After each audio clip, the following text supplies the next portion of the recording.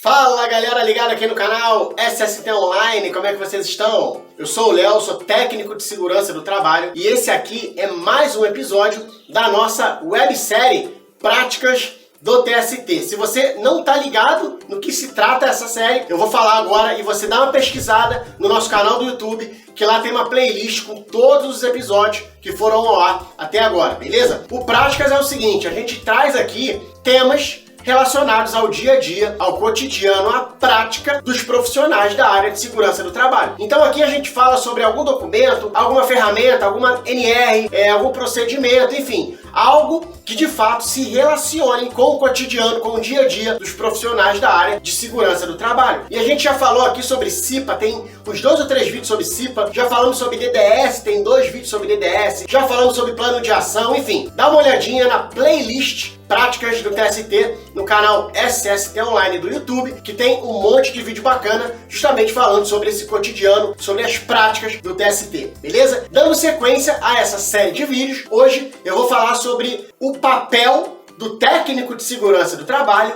na elaboração do PGR, o Programa de Gerenciamento de Riscos, que entrou recentemente no lugar do PPRA como programa de prevenção. A gente tem agora o PGR exigido pela nova NR1. Então vamos falar qual é o papel do TST na elaboração desse documento. Não sai daí que eu vou falar sobre isso agora. Se liga!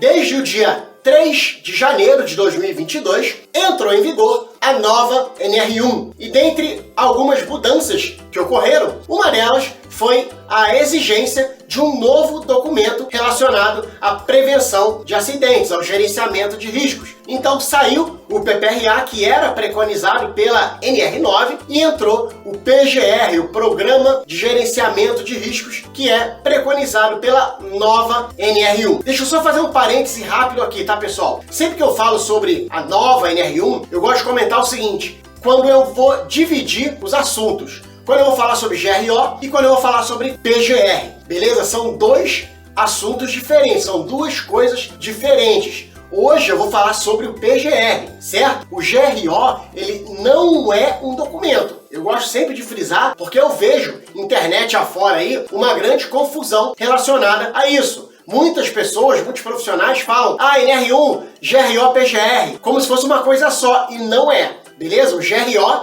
é planejamento, é estratégico. O PGR é um documento que vai fazer parte do GRO, certo? Então, quis abrir esse parênteses só para esclarecer mais uma vez. Sempre que eu falo sobre isso, todos os vídeos que eu falo sobre isso, eu faço esse parêntese para fazer esse esclarecimento, justamente para a gente ir aos poucos colocando esse pensamento, essa visão nos profissionais. Porque muitos ainda confundem GRO e PGR, fazem perguntas do tipo: quem elabora o GRO? Quem assina o GRO? E aí eu gosto sempre de frisar que GRO não é um documento, certo? Documento é o PGR, que é o que a gente vai abordar aqui agora. Fecha parênteses. Vamos lá, a nova NR1, ela traz a exigência do PGR, como a gente já comentou, e dentro do PGR, a própria NR1 diz o seguinte: os documentos que vão contemplar o PGR são inventário de riscos e plano de ações. Aonde que entra o técnico de segurança na elaboração do PGR? Vamos lá, inventário de riscos, plano de ação, e aqui no meio deles a gente tem a chamada matriz de risco, certo? A NR1 ela não traz esse termo especificamente, mas a gente vai trazer a matriz de riscos dentro do PGR. E o que é a matriz de riscos? A matriz de riscos ela vai ser um cruzamento entre a possibilidade da ocorrência de um risco, com que frequência aquele risco pode estar presente no ambiente de trabalho, pode causar uma ocorrência, um acidente, e qual é a consequência caso isso aconteça. Vou dar um exemplo. Um risco onde a probabilidade é alta e a consequência é grave. Esse risco é considerado um risco grave e iminente. A gente precisa trabalhar em cima disso antes de expor os trabalhadores a essa atividade. Um outro exemplo, um risco onde a probabilidade é pequena e a consequência é baixa. Esse risco é considerado como um risco aceitável, como um risco tolerável, que pode ser tratado, mas com uma atividade em execução, beleza? Essa matriz de riscos, ela vai ser elaborada mediante, e após a elaboração do inventário de riscos. E o que é o inventário de risco, pessoal? Inventário de risco nada mais é do que...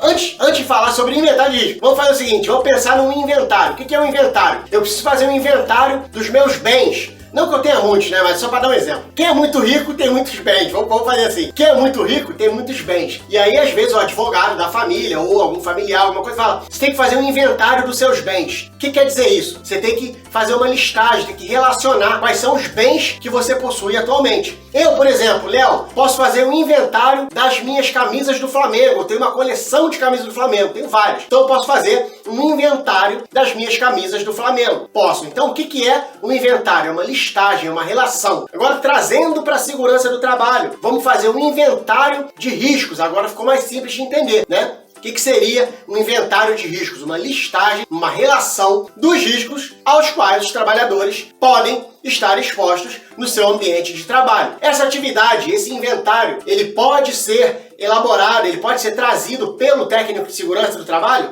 Pode, perfeitamente e tranquilamente. Inclusive, a nota técnica 51363, que saiu no final de 2021, ela traz alguns esclarecimentos sobre a transição do PPR-A para o PGR. E numa determinada altura da nota técnica, ela traz justamente a possibilidade da gente utilizar o PPR-A para elaborar o PGR. Então, o inventário de riscos, ele pode sim ter como base o PPR-A que a empresa já possui. A própria nota técnica, ela traz essa possibilidade. Então, se a empresa já tem o PPR-A, fica um pouco mais simples, Porque o levantamento, a identificação dos riscos já foi feita lá no PPR-A e a gente pode, obviamente, com a devida atenção e verificando se ainda são os mesmos, fazer essa transição para o PGR. Com mais um ponto de atenção, o PPR-A, ele trazia por exigência a identificação de riscos químico, físico e biológico. O PGR, ele traz, por exigência, também a identificação dos riscos ergonômicos e riscos de acidente, risco mecânico. Portanto, é sempre bom a gente analisar se o PPR-A já traz também a identificação de riscos ergonômicos e riscos de acidente. Tem muito PPR-A que traz, mas pode ter algum que não traga, e aí essa elaboração, essa listagem dos riscos ergonômicos de acidente dentro do inventário de riscos vai ter que ser do zero. Assim como se a empresa ainda não tem PPR-A, ainda não tinha, na verdade, A gente está vendo muita empresa começando a se movimentar agora por causa do e-social, empresas que não possuem nada relacionado à segurança do trabalho. Se esse é o caso, você vai ter que começar o seu inventário de riscos do zero. Mas é um trabalho que precisa ser feito. Em alguns casos é relativamente simples e outros é um pouco mais complexo, mas o técnico de segurança do trabalho, ele pode elaborar o inventário de riscos e contribuir com essa parte do PGR. Em algumas empresas, principalmente nas maiores, talvez o técnico precise da contribuição de outros profissionais. A gente ouve muito falar que o PGR é um documento multidisciplinar, porque talvez ele necessite da contribuição, da participação de vários profissionais, certo? Mas de um modo geral, e aí eu tô generalizando mesmo, tá? É claro que especificamente falando, há exceções, mas de um modo geral, o profissional que vai continuar elaborando o PGR é o técnico de segurança do trabalho. Aí a gente parte para outra ferramenta, outro documento exigido na NR1 dentro do PGR, que é o plano de ação. O técnico de segurança pode elaborar o plano de ação? Pode. Inclusive aqui no Práticas, a gente tem um vídeo falando sobre o 5W2H, que normalmente acaba sendo a ferramenta mais utilizada como plano de ação, 5W2H. Dá uma pesquisada na playlist do Práticas do TST aqui no canal SST Online do YouTube, que você vai encontrar lá um vídeo falando sobre 5W2H e a sua usabilidade como plano de ação. E o técnico de segurança, ele pode sim ser o idealizador desse plano de ação. É claro que tem que fazer algumas ressalvas. Dependendo da ação, o técnico ele vai identificar o risco e vai colocar uma ação para que aquele risco seja mitigado ou extinto. E o que a gente vai fazer? Vai elaborar uma ação dentro do plano de ações, aí pode ser o 5W2H, pode ser o 5W1H, 5W, o 3W, enfim, o plano de ação não importa. O que importa é que a gente consiga chegar no nosso objetivo, certo? E aí o técnico de segurança, ele pode, sem problema nenhum, elaborar um plano de ação. Porém, a ressalva que eu quero fazer é, quando a ação é uma responsabilidade de um outro profissional, certo? Aí a gente precisa que esse outro profissional tenha conhecimento, que ele nos dê um respaldo de que ele está inserido naquela ação e que ele tenha ciência de que ele vai participar daquele planejamento. Por exemplo, se eu vou colocar dentro do plano de ação treinamento de NR35, eu preciso que o profissional que ministra esse treinamento, caso não seja o próprio técnico, né, que está elaborando, obviamente, se é um outro profissional da mesma empresa, ou se a empresa vai contratar um outro profissional de fora, um assessor, um instrutor de treinamento, isso precisa estar alinhado ou com esse outro profissional ou com o setor da empresa que vai contratar esse cara, beleza? Não dá para eu colocar no plano de ação treinamento de trabalho à altura e largar aquilo lá, a Deus dará, porque a coisa não vai acontecer. Então, os responsáveis pelas ações precisam estar alinhados, precisam estar cientes do que está acontecendo ali, que aquilo é um planejamento em prol do gerenciamento de riscos. É isso, eu acho que essas duas ferramentas, esses dois documentos, inventário de riscos e plano de ação, podem ter a participação e a elaboração técnico de segurança do trabalho. A gente ouve muito falar que o PGR é um documento muito mais denso que o PPRA, e nisso eu concordo também, obviamente, mas, como eu falei anteriormente, de um modo geral, eu acredito que a elaboração vai continuar nas mãos do técnico de segurança do trabalho. Como a gente viu, as ferramentas, os documentos que vão compor o PGR são documentos que podem ser elaborados tranquilamente pelo técnico de segurança do trabalho. Você tem alguma sugestão